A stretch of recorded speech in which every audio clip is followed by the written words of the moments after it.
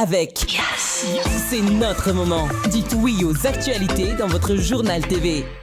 Manomboka amin'ny 5 hatramin'ny 20 no anananay manana fitaovana maro ihany koa ny Agri Plus afaka ampiarahana azy arakaraka ny asa izay atao. Karazany telo briquet nitro misy vato, nitro plus, nitro LED, tic tac. Nitro mora sy raitra. Nitro.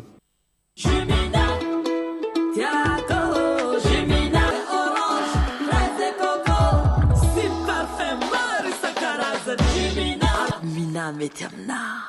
manolotra ho anao ny vaovao. Salama tompoko, tonga soe tamin'ny Pegasus e.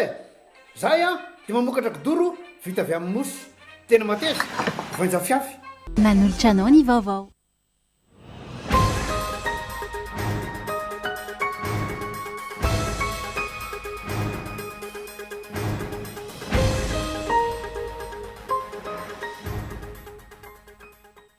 Tsy hoelan'ny fananganana ny komity teknika ho an'ny fikaonan-doham-pirenena. Nisy ny fivoriana ny arahan'ny Prime Ministre sy ireo sokajikery manana olona ho solon-tena ao amin'ny komity.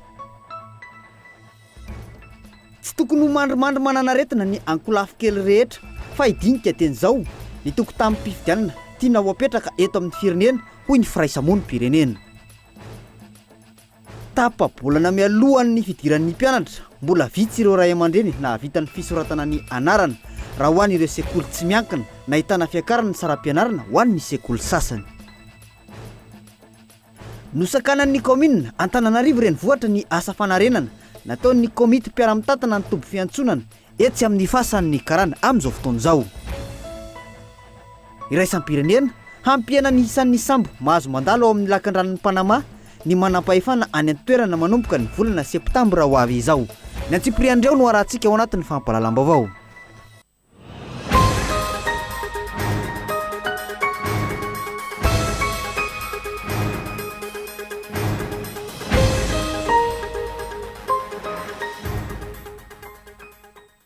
Aterina ny araba tompoko lahy sy tompom-bavy tsy misaraka ny fampahalalam-baovaon'ny Kolo TV amin'ity alina ity. Asanay ampanajany anao anaraka ny fampahalalam-baovao hatramin'ny farany. Ny lafim-baovao mahakasika ny tontolo ny fiainam-pirenena no ndeha anokafantsika izay fampahalalam-baovao izay. Tsy ho ela ny fananganana ny komity teknika ho an'ny fitiavan-doham-pirenena. Nisy ny fivoriana ny arahan'ny Prime Ministre lehibe ny gouvernemanta sy ireo sokajikery izay manana olona ho solon-tena ao anatin'ny komity. Ity komity ity araka izany no hijery ny calendrier avoakan'ny FFKM ary ihany koa handray ireo fehi-kevitra tapaka izay atolotry ny FFKM ihany koa. Andeha arahantsika ny Antsipriam-baovao mahakasika izay. Herinandro maro taoriny nandraisana ny didim-panjakana mamaritra ny momba ny komity teknika ho an'ny fikonan-doha-pirenena vao misy mangirana ny momba izany. Efa nampametra-panontaniana ny maro ela 16 ity komity fa toa tsy reheno na ny FFKM izay natao hikarakara ny fikonan-doha-pirenena aza tsire sa tsy hita fa ny andry raha ny fantatra ny tena fitsanganana ity komity teknika ho an'ny fikonan-doha-pirenena ity. Ny tolakandro teo dia tsy mahazo arivo fantatra fa irosoana toato ny fanendrena ireo olona andrafitra ity komity teknika ity. Anolotra narananina amin'ny Prime Ministre ireo sokajikery rehetra manana olona hiditra ao anatin'ity komity ity raha ny fanazavana. Nentin'ny Prime Ministre Mamitina Razonarson nandritra ny fivoriana ny arahany tamin'ireo sokajikery ireo dia tsy mahazo arivo. Ataoko hoe antokon'olona na antokon'asa izay mandrafitra n'ity komity teknika ity dia manolotra anarana aty amin'ny Prime Ministre mba ho tenindrena izany ireo solon-tena iforetana atao komity teknika. Raha ohatra hoe misy mety ho adino fa ato anatin'ity misy solon-tenan'ny tanora isaky ny faritany, misy solon-tenan'ny fiarahamonim-pirenena, misy solon-tenan'ny sehatra tsy miankina, misy koa ireo ministera voakasika, misy solon-tenan'ny ray aman-dreny ara-drazana sy ny fiangonana rehetra zany dia hotendrena mihitsy zany ny solon-tenany satria izay anao anatanteraka amin'ny asa miaraka amin'ny nanazava ny anjara ndraikitra ity komity ity ihany koa ny tenany. Manana anjara toerana lehibe amin'ny fahavitan'ny fikonan-doha-pirenena ny komity satria dia sady ho mpanelanelana ny gouvernemanta sy ny FFKM izay mpikarakara no ihany koa mpanolontsaina ny gouvernemanta. Ity komity teknika ity moa zany dia eto fiain'ny Prime Ministre ary ny tena asany dia manaraka sy mifampidinka amin'ny FFKM amin'ilay fikonan-doha-pirenena mandeha manara-maso ihany koa nefa ny tatika izay lefa ny FFKM ary mitondra an'io ny Prime Ministre ary indrindra manara-maso ny fanampahaterana amin'ny gouvernemanta an'izay fehi-kevitra zay voatapaky ny fikanodam-pirenena zany mahafana manena any amin'ireo ankolafikery nasokantsikery manana olona hiditra ao amin'ny komite teknika ho an'ny fikonadom-pirenena ny masony olom-pirenena miankina indrindra amin'ny masitsivana entin'ireo sikatsikeri hisafidianana ny solotenan'izy ireo ao anatin'ny komite teknika ny fahombiazana na tsy ny fikonadom-pirenena atreto mbola manontany ny mpanarabavao ny amin'ny fomba entiny anatanterana ity fikonadom-pirenena ity ho tanterana manomboka any amin'ny fokotany ve sa amin'ny komina sa ny amin'ny distrik tsy mbola nahazo valo ny mazava ny olom-pirenena atreto ny raha nahita ny savorivory teo amin'ny fanatanterana ny fikonado nasionaly ny tanora faranteo ny tsy verena ny toireny no andrasan'ny malagasy amin'ity komite teknika ity izay hitondra tantsorika ho any FFKM mpikarakara etsy ankilany sy ny gouvernemanta etsy andaniny lavambavao mahakasika ny tontolon'ny fifidianana izay resaka mandeha amin'izao fotoana izao tsy tokony mandrimandry manana aretina ny ankolafikery rehetra fa handinika deny zao sahady ny toko tamin'ny fifidianana tiana ho apetraka eto amin'ny firenena hoy ny avy ao anivony firaisamony pirenena fototsy ny olana teto hatramin'izay ny kisarisary fifidianana ka tokony apetraka amboniny lahara-pahamehana rehetra tsy hisiny izany tsony eo amin'ny tantara andeha rahantsika ny antsipriam-baovao makasika izay etiny olona saina adevitra tokony atao eny ambony latabatra teny zao ny momba ny lalam-pifidianana sy ny rafitra hikarakara sy andrindra ary tsara ny fifidianana fa tsy tokony hodiniana anaty amehana noho ny tsindry avy aty sy averoa hoy ny firaisamony pirenena isany tokony hojerena akaiky anatin'izany ny mialoha sy mandritra ny fampelezakevitra nandritra an'izay folo taona lasa zay ny fampelezakevitra eto Madagasikara dia lasa adiny vola sisa lasa fizarana lanonana fizarana sakafo mafana zany fa raha ny fampelezakevitra eto Madagasikara izahay mieritreritra fa raha te hanova an'izay famindry zay dia tena mila asiana fanavozana be dia be mihitsy amin'ny resaka famatsim-bola ny candidat sy ny antoko politika ao anatin'izany mangarahara sy ny famerana ny fandaniana mandritra an'izay fampelezakevitra zay mila jerena manokana mihitsy zany zay resaka fandaniana sy fangarahara ny famatsim-bola izay efa nandinika ny fomba hanadiovana ny tokotany-pifidianana ahafahana manaja ny safidim-bahoaka ny eo anivo ny antoko malagasy miaramainga raha ny nambarany pro-politika ny androany maro ny sosikevitra efa naroso ary amin'izao fotoana hamafisin'izy ireo ny fandavana ny seni amin'ny endriny ankehitriny izay mikarakara ny lisy-pifidianana androantsika raha hoe hanova zavatra ao anatin'ny seni ho an'ny malagasy miaramainga tsy fanovana olona ny olana fa tena le fanovoarana rafitra mihitsy ary fametrahana ohatran'ny hoe herin'ny fandanja ao anatin'ny fikarakarana amin'ny fifidianana ny fifidianana manko tokony ho fantatritsika fa opération citoyenne izy io kanefa ao anatin'le opération citoyenne atao misy intervention na institution mpitsara ACC sy ny karazana dia lasa le tena fitsarana an'le fifidianana mihitsy ny lasa olana zany ny lalàna sy ny rafitra mikasika ny fifidianana zay tokony amerina indray fatokisan'ny vahoaka eto Madagasikara amin'ny resaka fifidianana nisy androany ny atrikasa no karakaray ny transparency international initiative Madagasikara hijerena ireo fanavozana mila tanterahana ao anatin'ny lalam-pifidianana indrindra ny amin'ny lafin'ny famatsim-bola ny antoko politika sy ny kandida ary isan'ny nandray anjara tamin'izany ny teo anivony seni ireo antoko politika toy ny MMM ireo firaisamom-pirenena misehatra amin'ny fifidianana tsikaritra nandritra ity atrikasa ity fa vitsy ny antoko politika liana amin'ny adevitra makasika ny tokotany-pifidianana madio eto amin'ny firenena tranga izay hitarafina fa ilaina fanavozana ny tontolo politika sy ny fanaovana politika eto Madagasikara amina fivoriana hikatsahana ampitso tsaratsara kokoa amin'ny firenena toy izao zara fa misy roapolo amin'ireo antoko politika maherin'ny 200 misy eto amintsika ny tonga fa rehefa resaka seza sy tombontsoa manokana mifanitsakitro be dia be ny antoko politika eto Madagasikara fa iza marina manaraka ny lalàna ohatra hoe manana ny congrès isan-taona ohatra manao déclaration d'existence mametraka ny rapport d'activité sy ny rapport financier ny amin'ny faritany isan-taona iza no manao an'izay ankoatran'izay iza manana an'izay hoe éducation politique zay ary tena hoe manao an'izay rôle an'izay hoe tena mandray anjara amin'ny fiainana politika zany rehetrarehetra zany dia mila piarina daholo mba hanova an'izay hoe politika eto Madagasikara zay ary ahafahana mampandroso tokoa an'izay sehatra rehetrarehetra zay fiarovana tombontsoa manokana fiarovana androm-panjakana tsy horavanina fikatsahana seza ahafahana mangolo-karena aingana ireo hatramin'ny androany no mahamaika ny akamaroany ny mpanao politika malagasy antony antson'ny firaisamom-pirenena fanavozana ihany keo eo amin'ny fifandraisany Madagasikara amin'ny firenena any ivelany nifantoka tamin'ny fanamafisana sy fampivoarana ny fiarah-miasa eo amin'ny Madagasikara sy Chine indrindra eo amin'ny sehatra ara-toe-karena sy ara-baritra ny fiaonana nisy teo amin'ny masivony Chine eto Madagasikara sy ny filohan'ny mpanavaozana ny Repoblika teny any lapam-panjakana ny Avolomaly. Mila mametraka ny lara-pahamehana isika ka ahatonga ny fiarah-miasa izay hamorona sanda miabo eto antoerana sy ampiena ny tsy fifandanjana ara-baritra hoy ny mpamakafaka ara-toe-karena manoloana izany. Andeha horahantsika ny antsipriam-baovao mahakasika izay entiny Tsiaro Rasoa Arvelo. Nanamafy ny fahavonona ny firenena roa nytony tamin'ny roborobo ny fifanakalozana ara-baritra sy hanamafy ny fahafahan'ireo vokatra malagasy miditra amin'ny tsena sinoa ny masoevony Chine eto Madagasikara sy ny filohan'ny ny fanavaozana ny Repoblika ny Madagasikara nandritra ny fiaonana teny amin'ny lapam-panjakana Avolomaly. Dinika izay nifantoka ihany koa amin'ny fitadiavana sehatra vaovao iaraha-miasa sy ny fanamafisana ireo fiaraha-miasa efa misy. Mpiara-miomanantoka ara-baritra lehibe indrindra amin'ny firenena malagasy Chine ara-jaivina. Mila mametraka paikady mazava sy ny win-win na ny gagnant-gagnant amin'ny fiaraha-miasa ho ny mpamakafaka toe-karena.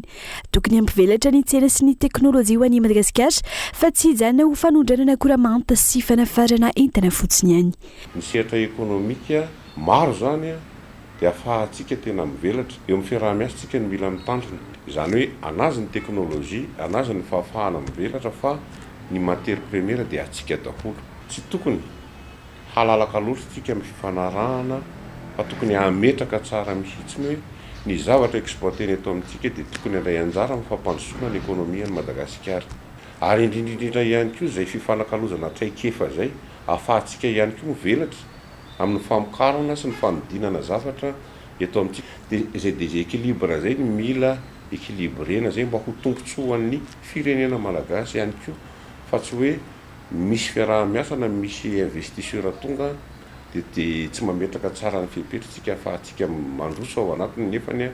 objectif na zavatra mivoaka harena mivoaka zany dia tokony hivadika harena ihany koa amin'ny firenentsika. Kendrena amin'ny fanamafisana ny fiara-miasa amin'ny Chine ihany koa ny ampitombona ny fanondranana sy hanomezana lanja ireo vokatra malagasy ho ny filohan'ny fanavaozana. Nahatratra mahery ny $2 miliara ny fitambarany varitra teo amin'ny firenena roa tonta ny taona 2024. Mandidina ny 420 ny fanafarana nataon'i Madagasikara izay mitetina $5 miliara raha toa mahery ny $160 ny fanondranana tany Chine. Diky izany fa misy elanelana lehibe mbola azo ahitsy amin'ny alalan'ny fampitomboana ny fanondranana malagasy ho hiatran'ny mpahay-toe-karena. I Madagasikara izay anisan'ny nomeny Chine fanafahana amin'ny aba amin'ny fahatseranana ho any ankamaroany sokajana nanomboka ny taona 2024 hatrany. Manana sehatra maro azo akana tombony amin'ny ity fiara-miasa ity sika toy ny vokatra ara-pambolena, azan-dranomasina, ny arenan-kibon-tany sy ny tsenan'i Madagasikara ka tokony hanamafy ny politika hisitrahana ny tombontsoa iombonany sika,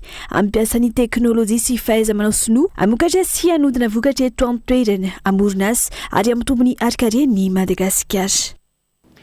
Fa mihamafy ny fifandraisan'ny Madagasikara amin'ny tsenan'ny Afrika Atsimo amin'ny alalan'ny tranobe ny varitra Madagasikara Afrika Atsimo na ny Masasam izay nahatsangana androany fiaraha-miasa mikendry ny fanamorana ny fifanakalozana eo amin'ireo sehatra ara-baritra eo amin'ny firenena rotota izany hanome tombony ho an'i Madagasikara mihoatra ny tsenan'ny SADC ka anana tambazotra ara-baritra sy ara-toe-karena midadasika kokoa. Andeha horahantsika ny antsipriam-baovao mahakasika izay hatrany etiny Tsiaro Rasoa Arvelo.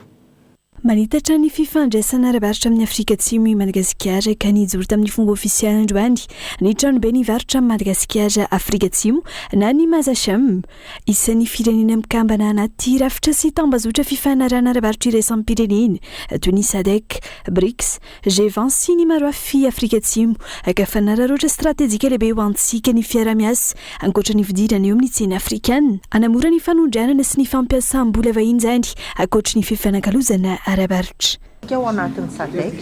izany hoe misy zone de libre échange, matetika izy io tenenina ohatrany hoe komeza fa mbola azo atao hoe mbola kely zany raha hatreto aloha zany ny statistique azo dia mbola kely zany ny échange entre Madagascar sy ny Afrique du Sud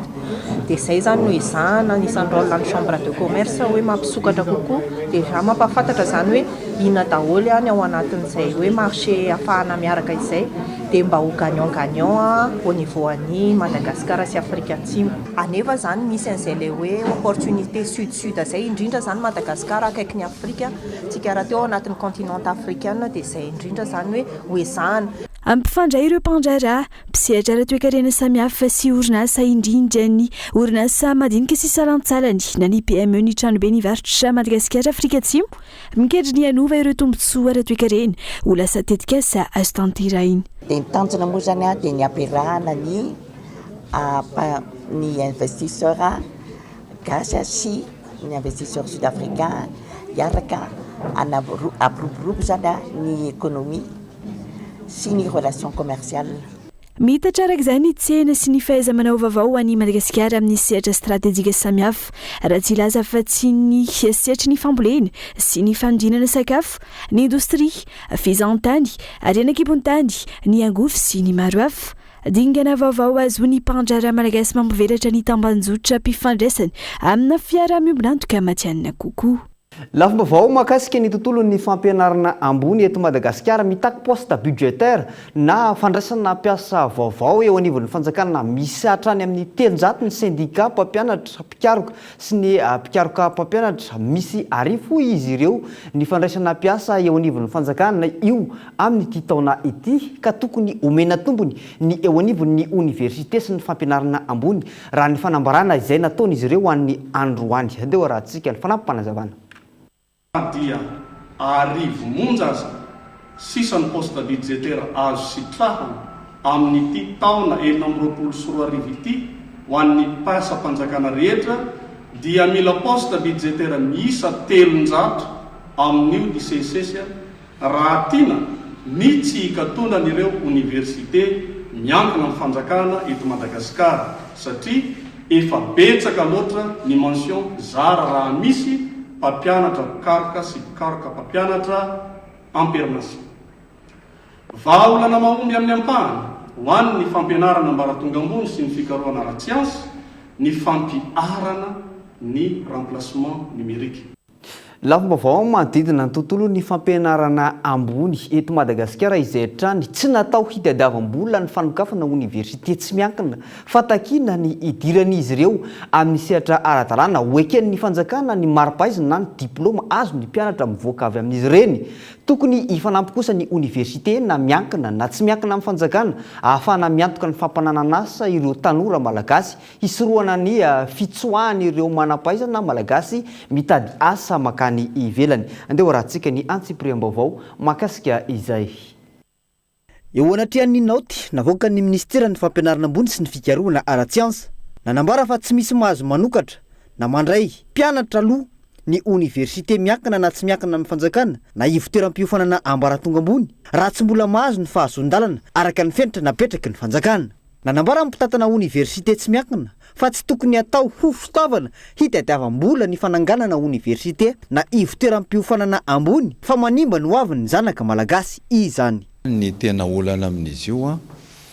dia ny université rehetrarehetra zany raha iza zany dia tokony miditra ao amin'ny sehatry ny ara-dalàna zany hoe mangataka ny habilitation mba ahafahany mamoaka diplôma ara-dalàna satria tsy natao hitadiavam-bola natao business osytsika ny fanokafana université satria lasa manararaotra n'le mpianatra indray zay tsy ampy any amin'ny fampianarana mpanjakana dia makaty amin'ny sehatry ny privé kanefa raha ty amin'ny privé rehefa tsaraina sy atao manara-dalàna tsara dia mpianatra manara-dalàna sy manana ny faripahaizana ilaina no avoakan'ireny privé reny le fandanan'ny tanora any ivelany no tsy miankina irery amin'ny fampianarana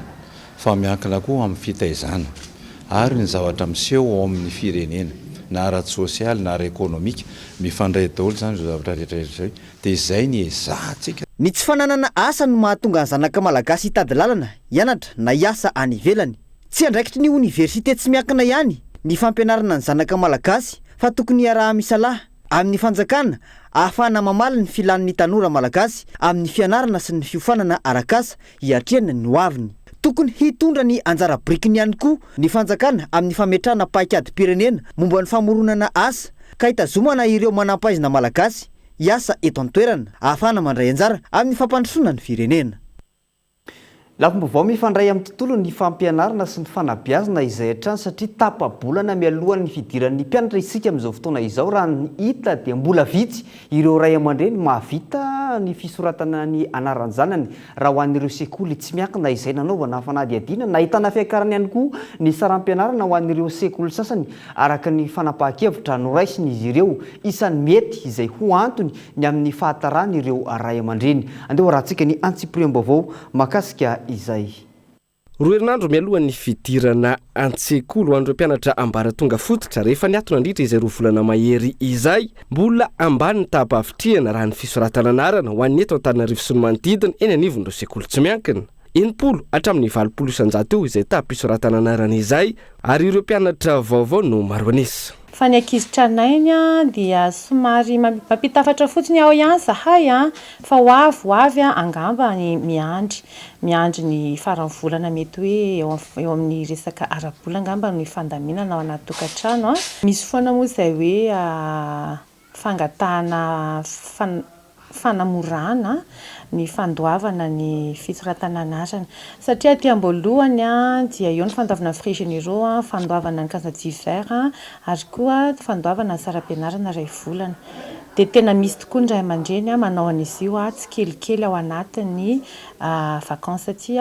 ary tsy maintsy miregle an'izay zareo alohan'ny hidirana farafahatarana izany dia arakaraka ny fahafahany tsirairay ekena ny famandria-toerana aloha izany hoe arak'izay fahafahany ray aman-dreny mba hitazomany ny toerana ho an'ilay zanany. Tanga mateti-piseho ihany koa amin'ny fidiran'ny mpianatra tahaka izao ny fisian'ireo mpianatra tsy nifindra kilasy ka mitady lalana hifindra sekoly hafa ahafahany mifindra kilasy indray. Entitra ny fepetra raisin'ireo sekoly eo anatrehany tranga toy izany. Rehefa misy tonga eto izany ray aman-dreny mitondra an'ilay zaza avany ka miredobla ilay zaza raha miredobla 6e ilay ankizy dia mifindrana amin'ny école ohatra makaty aminay zany izy dia tena mitaky bulletin zay nefa le anatin'ilay bulletin tena mentionné mihitsy hoe miredobla ty zaza ty dia tsy maintsy iny no arahanay nefa ray aman-dreny tena misy mitaraina mihitsy alora mba ho ato aminay maloha mba ho ato aminay izy fa tsy mety aminazy le miredobla dia rehefa tonga eto aminay aloha dia tsena tsy manaiky zay ary tena misy satria ankizy zao tena zay tsy mijery taona fa matetika mantsy zay foana ny teny ray aman-dreny efa ngeza be io zaza io fa be taona be io zaza io tsy mérité aminazy tsony le klasy io amin'ny taona dia zay tsy mijery taona zany mihitsy zay fa ny ainy vony jerevanay hoe ahoana fahaizany ty zaza ty dia io fahaizana na 20 taona izy natao hoe 6e dia io no arahanay misy dikany be zany nataon'ny école iny hoe redouble zaza io dia tsy maintsy manaraka an'iny redoublage iny zay. Momba ny resaka saram-pianarana tsy mitovy ny fipetra raisin'ireo sekoly tsy miankina. Misy ireo sekoly nanapa-kevitra ny hampiakatra ny saram-pianarana eo amin'ny 10 isan-jato eo raha toa ka misy mitazona izany ho fitsinjovana ireo ray aman-dreny fany amin'ny saram-pisoratana anarana no niroso tamin'ny fampiakarana. Lafim-baovao mifandray amin'ny tontolon'ny fampidirana ny mpianatra izay hatrany amin'izao fotoana izao natomboka androany ny fivarotana fitaovam-pianarana amin'ny vidiny mirary izay karakarainy ny fikambanana vehivavy malagasy miaramiainga ao Toamasina.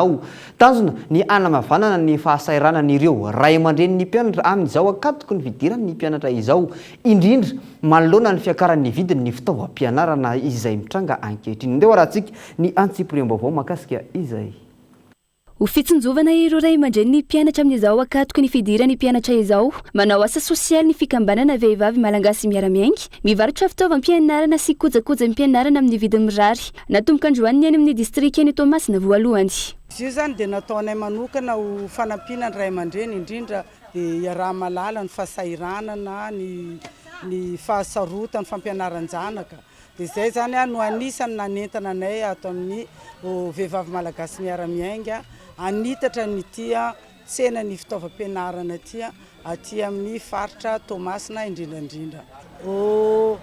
Izy io dia fa asa fataon'ny vehivavy malagasy miaramiainga isan-taona efa 12 taona zay no nanaovanay anazy io. Io zany tsisy tombony na ariary alainay aminazy io fa tena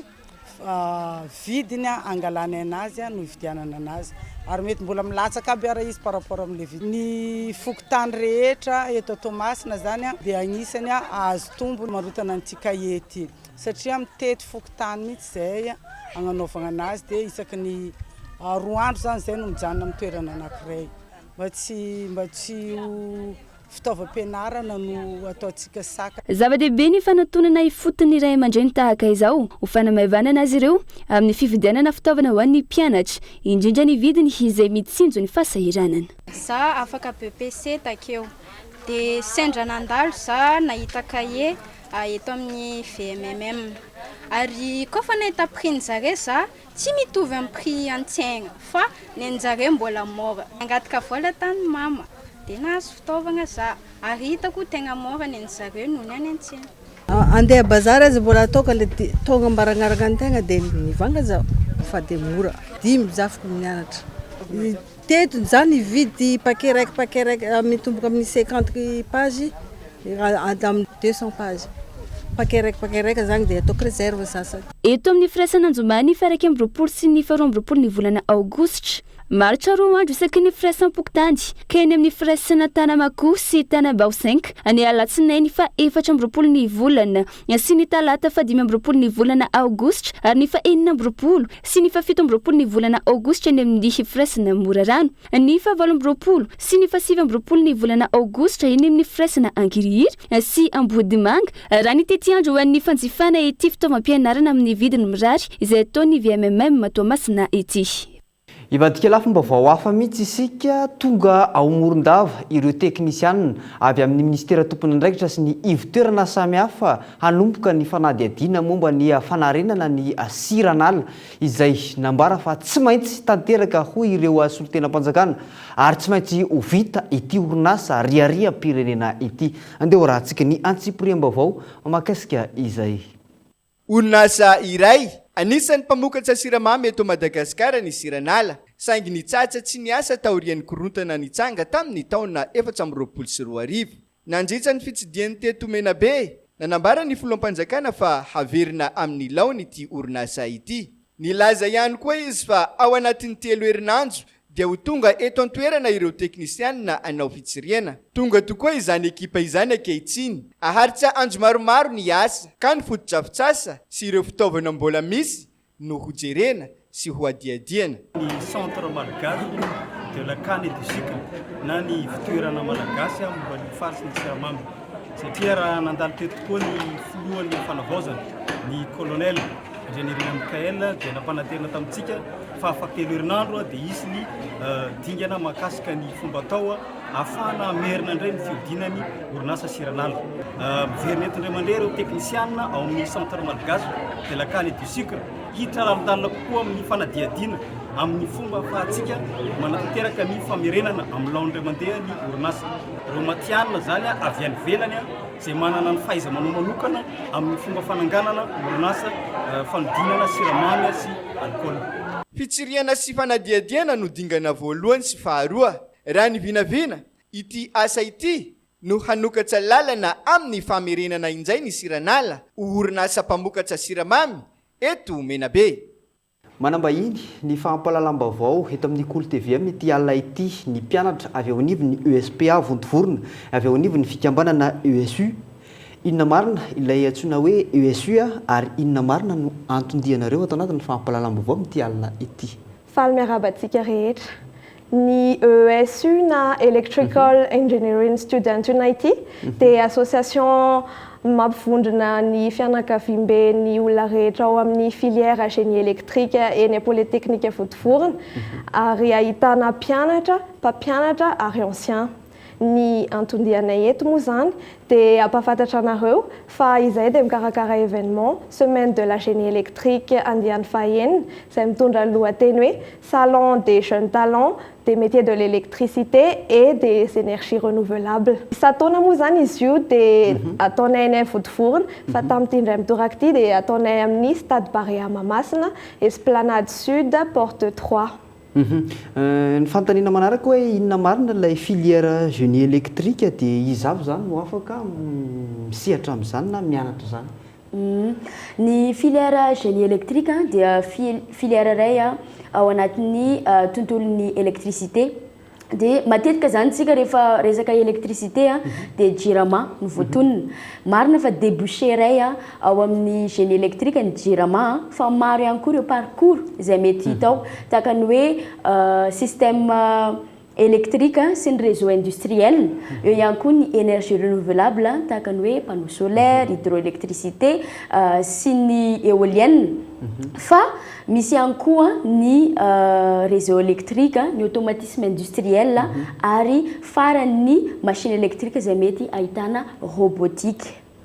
Inona marina ny tena tanjony ity atao hoe semaine du génie électrique ity? Ny tanjonay amin'ilay semaine de la génie électrique moa zany dia ampifondrina ny mpianatra amin'ny monde professionnel, amin'ny alalan'ny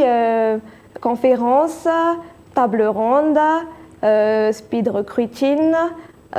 pitch de projet,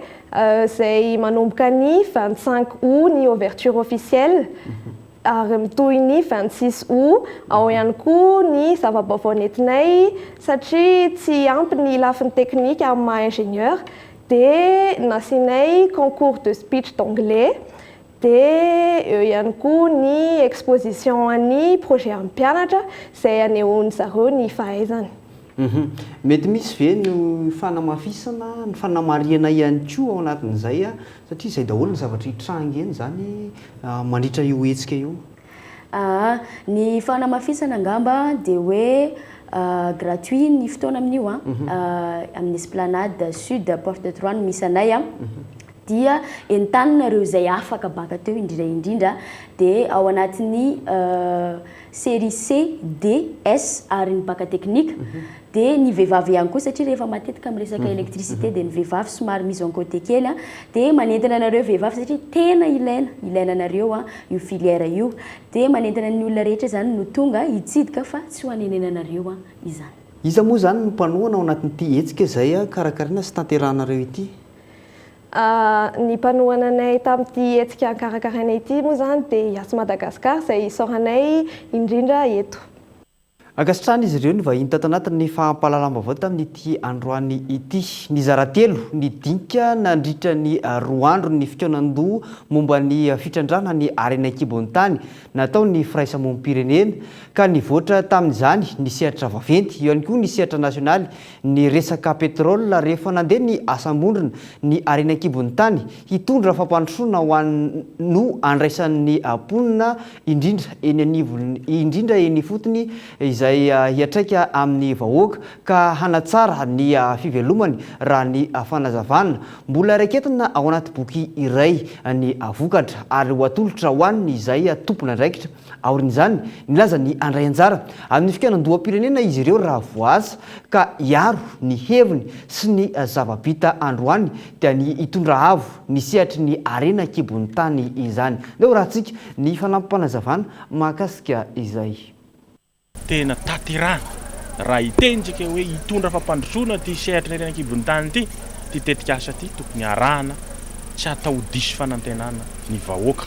zay ataoko hoe voakasiky ny sehatry ny harena kibon'ny tany dia amin'ny alalan'ny fitatana mangarahara mahomby dia ataoko hoe na vola miditra io na resaka fananan-tany io satria iny anisan'ny mahasarotiny an'ireo vondrom-bao ataoko hoe olona ny fotony satria ny taniny ho voakitikitika ary tena ataoko hoe tsy mahazo an'izay tena ataoko hoe fanonerana amin'ny tokony izy ny tany zay voakasiky ny tetikasa anankiray. Mahakasika ny resaka pétrole mbola tsy tena misy famokarana goavana mety amintsika mbola andalana ka sasamiandro koa ny olona hoe aiza ihany le vokatra, aiza ihany le izy fahatra amin'izao aloha mbola tsy tena hita taratra hoe inona ny entin'le fitrandrana pétrole tetikasa. Dia iny lafim-bovay ihany koa no entsika amin'ny sainty vetivety ato anatin'ny dokam-barotra hipitatsika ao anatin'ny tapany faharoa rehefa avy eo mbola maro ireo vaovao entina amintsika rehefa avy eo manasanao tsy saraka amin'ny fampahalalam-baovao ny Cool TV.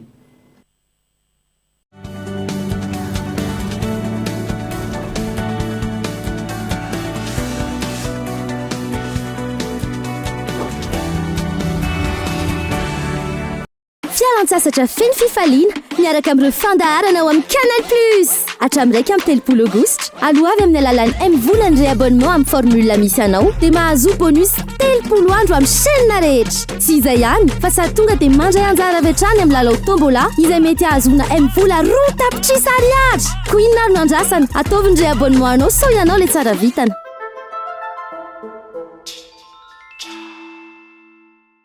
Retrouve dans tes magasins habituels les crayons de couleur et les feutres Big Kids, les ardoises et marqueurs Velleda, les correcteurs Tipex, les crayons Écolution et les stylos Big Crystal. Vive la rentrée avec Big! Pourquoi acheter occasion quand vous pouvez vous permettre un neuf? Tibuta, la nouvelle marque de laptop fiable, rapide et performant.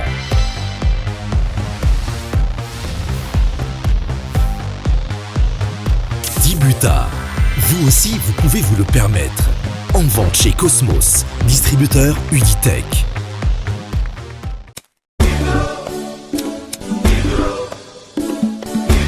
Briquet Nitro.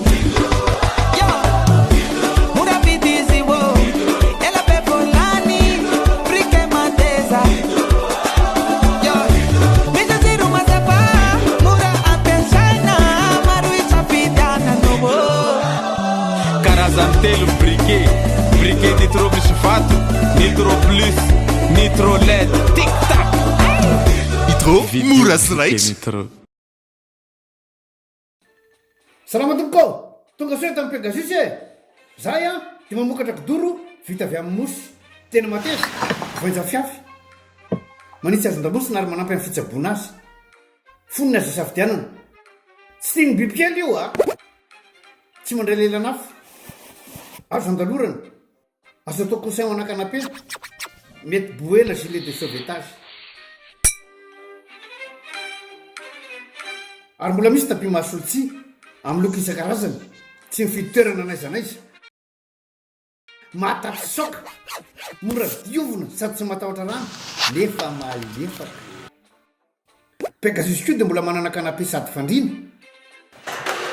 ary isolant thermique le mampangatsiatsika ny atotrano amin'ny andro mafana sy mihazona ny hafanana amin'ny andro mangatsiaka. Dia tonga varaliana fa misy refizety. Jimina, tiako Jimina, mangala etaitanaka,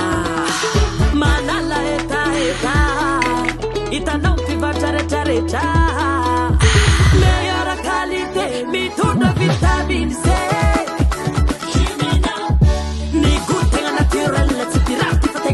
Caffè orange, fraise coco,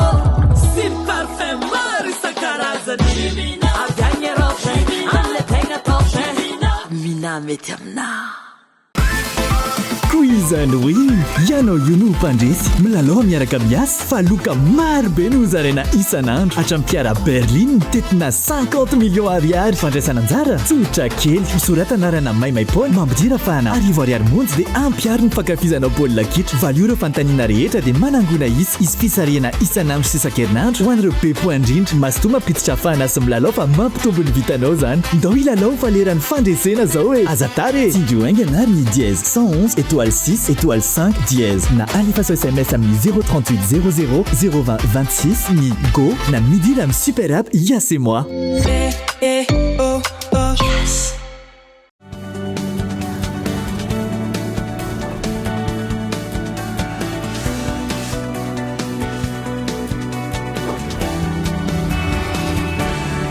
dia mbola terina trany ny araba tompoko lahy sy tompoko vavy tonga sao tanatin'ny tapany faharoa ny fahampalalambavao amin'ity alina ity mahakasika ny fiantsonana na ny tombo fiantsonana eny amin'ny fasan'ny karana no anozy ny vaovao nosakanan'ny komina Antananarivo renivohitra ny asa fanarenana nataon'ny komity mpiara-mitantana ny tomby fiantsonana etsy amin'ny fasan'ny karana ny komina sy ny ministeran'ny fitanterana no mandray ny fanapahan-kevitra amin'ny fanatsarana ny asa raha ny fanazavana nanambara ny filohan'ny délégation manokana eto anivon'ny tanàna Antananarivo fa mila fahazon-dalana avokoa ny fananganana foto-drafitrasa eto Antananarivo. Andeha rahantsika ny antsipriam-baovao mahakasika izay.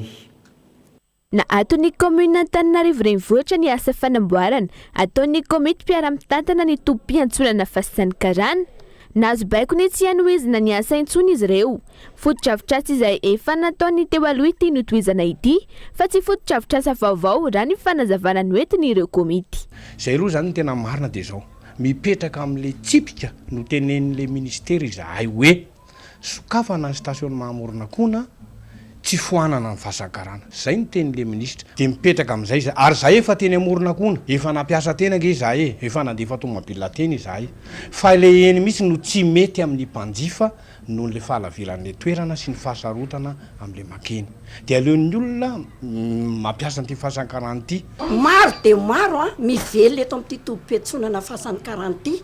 nefa ny dia gaga izahay amin'izao fotoana izao fa hoe tsy mety fa tsaharo ny fanamboarana ataonareo. Zay tsy mandaha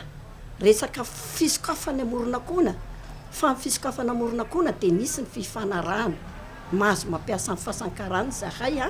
mahazo mampiasa ny Moronakona. Nandiso ny filazana fa fanohizana foto-drafitrasa ny ataon'ireo komity mpiara-mitantana ny eo anivon'ny fiadidinan'ny tanàna Antananarivo. Misy ny lalàna tsy maintsy arahina amin'ny fanamboarana fanitarana foto-drafitrasa ho ny filohan'ny delegasionina manokana tanàna Antananarivo. Voafehy ny lalàna avokoa ny zavatra rehetra atao ary tsy misy eo ambon'izany ny olona rehetra. Mila fahazahoan-dalana ny fanorenana rehetra fa mpanarahan-dalàna no ampiarina. Misy foto-drafitrasa vaovao be hitantsika nidina tena commune ary nanamarina zany. Rehefa manangatrano ianao na ny Fasan'ny Karana na ny eto amin'ny lapan'ny tanàna dia mila ny fangatahana fanorenana. Fa tsy hoe rehefa te hanorina ianao dia manorina. Fa tsy hoe fanakanana rehefa hoe saina mamiditra anatin'ny fanarahan-dalàna oka koa tsy afangarontsika. Nizaniza dia voafehan'ny lalàna. Rehefa manangana trano ianao dia zay hoe mangataka fahazahon-dalana anangana trano na tsena kely ara natsanganao mila fahazahon-dalana zany. Mijaly ireo mpanjifa mampiasa ity tompo-piantsonana ity rehefa fahavaratra. Rano fotaka mifangaro ao avokoa. Ho fiatrihana izay no nanapahan'ny komity mpiara-mitantana hevitra ny amin'ny fanatsarana ny toerana. Hatreto zay dia mariana etony fa mba efa tafaresaka ihany zay to amin'ireo ekipa ao amin'ny présidence tahaka ny manaiky ny tsy migerana ataonay ity ihany zareo fa gaga nefa zay fa misy tranga zavatra mitsanga tapaka ety amin'ny Fasan'ny volanay madiodio tanteraka tsisy fanampiana avy amin'izy na avy amin'izy noravana fanatsarana ato fa tena miezaka zay mba tsy hanala-paraka ny fitondrana fa mba toena anatiny hoe fanaraka tsara amin'io fanavaozana vaona ny saina rehefa tonga satria lasa madio ety amin'ny Fasan'ny. Mandeha amin'izao ny fifampiresana eo amin'ny rotonta ka andrasana izay ho tapaka na ho tohizana na hitsahatra hatreto ity fanarenana kasaina ataon'ny komity ity. Miantso ny tompony andraikitra mahefa ireo mponina ao amin'ny commune Androy ny distrika Lalangina manoloana ny fanaparam-pahefana ataona orinasa tsy miankina any an-toerana feheziny ity orinasa ity avokoa mantsy ny tanimboly sy ny tanimbarin'ireo tantsaha raha ny fanazavana. Raha antsika ny antsipirem-baovao makasika izay. Nanafatra sy nangatam-panazavana tamin'ny orinasa sy ny ben'ny tanàna ny mponina atao amin'ny commune Androy noho ny olana izay sedrain'izy ireo manoloana ny famaritana sy fametrahan'izy ireo sakana ho an'ireo mponina tsy hiditra amin'ny faritra nofaritany nefa saika ao avokoa misy ny akamaroan'ny fiveloman'ireo mponina ao amin'ny commune io manano mety isiny ny fanoliana azy ireo amin'ny tanin'ireo mponina ka izao mitaraina izao. Izao tantarana limikiliky an'olo tamin'ny toerana misy anahy ao tranonay ny ravany da tena terivosina maisy nanaovana nangalany anay tao trano efa vita zay ry nampangalany anay tao. Raha losa gnahitasaha satria fa indroandro ela zay dia amin'izao ankehitriny zao dia tena alifalika ny ranombary satria na ny tany hiainanay azy amin'izao dia tery mihitsy satria toerana misy ny razambe anay patrimoine anay io amboaran-dalagna sake hiakatra iny mihitsy na ny ona mamboly ao agnatin'ny toerana na ny biby fiopy na ny fiveloman'ny mponina aty amin'ity commune aty dia tena terena mafy dia mafy agnay anaovana parazy ny toerana misy ka noho izany dia manaiza anareo tompony andraikitra ambony agnay ny hazo nambolena zay nampambolenareo fanjakana anay ho mambole hazo zareo ry tompony dia ho agnina ery ny fiainanay fa dia tsy maintsy mitaraigna agnay. Tsy manaiky izao anton'izay ataon'ny orinasa izao ireo vahoaka satria anisany voakasika amin'io ihany koa ireo vakoka sy toerana masina ao an-toerana. Commune rurale dia mazava ho azy hoe mpamboly sy mpiômpy maha-rurale ny rurale azy noho ny hetahetan'ny olona dia manao antsoavo aminareo mpitondra fanjakana ambony aminareo dimy miralahy indrindra feonao filohan'ny fanavaozana feombahoaka zao feonandriana ka miantso anareo ao ambony ao zahay mba tsy hotakitakonina ty ambany aty ty raha mahazo ny commune Androy ity satria misy tokoa toany atao patrimoine national vakoka izay mampalaza ny Androy ary any fianarantsoa misy toeram-pitsaboana reny zavatry reny na tonga anay sary-piara hoe tsy hokitikitiana olona hafa fa ny zanaky ny ato na ny ambavy mifatra raha ohatra mazava ny mission any dia afaka miditra izy satria patrimoine any anarany io tsy akena mihitsy ny fitandrana-harena-kibony tany amin'ny resaka patrimoine zany atreto tsy mazava amin'izy ireo ihany koa ny antom-pisiny ny orinasa io sy ny fifanarahana izay nataony satria na ny ben'ny tanàna na ny orinasa dia tsy milaza amin'ny vahoaka izay voafaritry ny fifanarahanm-piaramiasa io na dia efa nisy aza ny fiaonana fantatra ihany koa moa fa efa nisy ny orinasa vahiny na azo fahazahon-dalana hitrandraka arena-kibony tany ka lavin'ny roponina ihany koa izany mbola isy moa ny fiaonany ny telotonta ny vahoaka ny ben'ny tanàna ary ny orinasa ijerena ny marimaritra iraisana hamahana izao olana izao zao kosa indray tendeha hoentina amintsika ireo vaovao no tsongaina ny songadina tao amin'ny page Facebook ny vaovao ny Cool TV ho an'ny androany andeha rahantsika ary ny Antsipriany mahakasika izay SACTISAT 2026 misy olotena ny Madagasikara amin'ny tontolon'ny teknôlôjia spasial iraisampirenena any Inde ikasi Ralambo Arvelo mpianatra vao 12 taona monja lina ary mankafy ny siansa izay sany ny fikambanana Space Kids India anomboka ny 13 ka hatramin'ny 1 ny volana Aogositra 2024 avy izao eo na amin'ireo zazavavy mpandray anjara avy amin'ny firenena misy 700 mandritra izany ikirakira mivantana ny zanabolana iray natao hanoanana iraka fikarohana any amin'ny volana izy raha ny fanazavana ary fanakalo hevitra mivantana amin'ireo manampaizina iraisam-pirenena misehatra amin'izany tontolo ny teknôlôjia spasial izany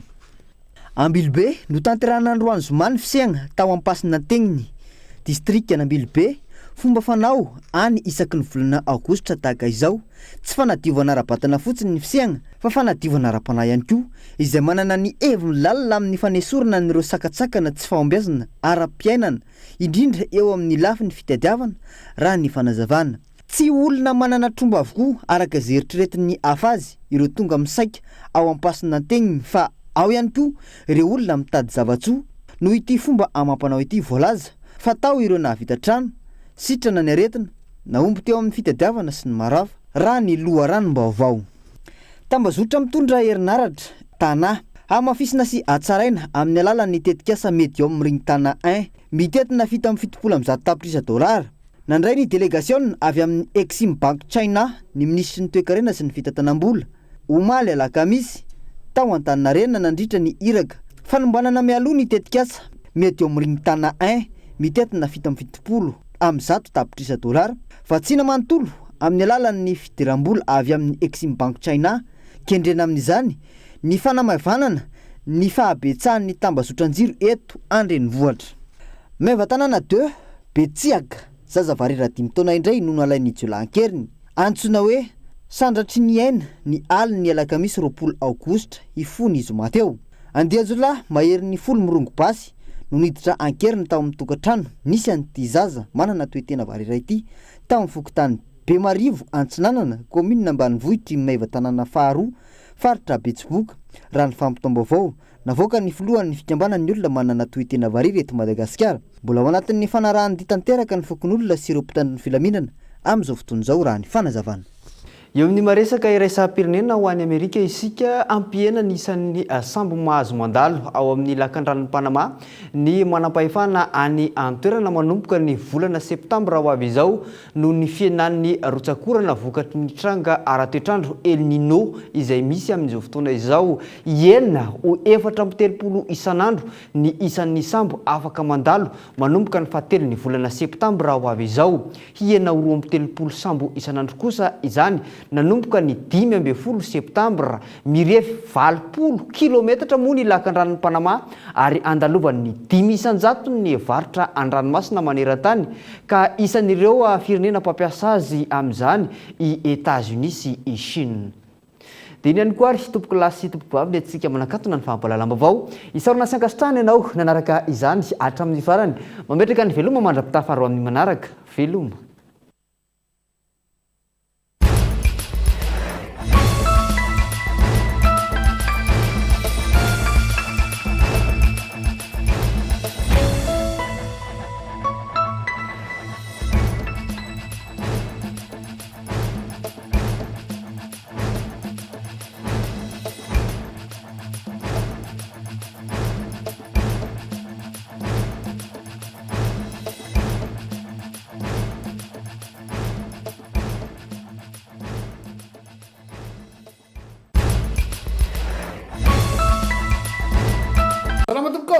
tonga soe tamin'ny pegasus e